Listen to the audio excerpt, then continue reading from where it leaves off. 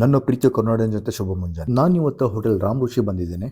ಪನ್ನೀರ್ ಕುಕೆಟ್ ಜೊತೆ veg minus combination ಏನಿದಿಲ್ಲ ಪಕ್ಕಾ ಅಂತ ಹೇಳ್ತೀನಿ. ಮಸ್ಟ್ ಟ್ರೈ ಮಾಡಿ ಅಂತ ಸಜೆಸ್ಟ್ ಮಾಡ್ತೀನಿ. ಅದಾದ್ಮೇಲೆ ನಾವು ಪನ್ನೀರ್ ಪ್ಲಾಟರ್ನ ತೊಗೊಂಡಿದ್ವಿ. ಪನ್ನೀರ್ ಪ್ಲಾಟರ್ ಜೊತೆ green chutney, vegetable salad combination ಏನಿದೆಯಲ್ಲ ಪರ್ಫೆಕ್ಟ್ ಅಂತ ಹೇಳ್ತೀನಿ.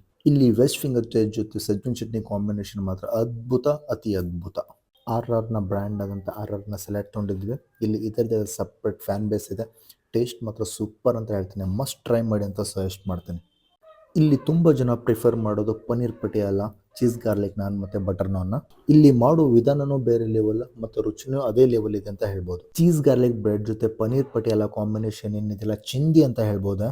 ಬಟರ್ ನಾನ್ ಜೊತೆ ಪನ್ನೀರ್ ಪಟಿಯಾಲ ಕಾಂಬಿನೇಷನ್ ಮಾತ್ರ ಬೆಂಕಿ ಅಂತ ಹೇಳ್ಬೋದು.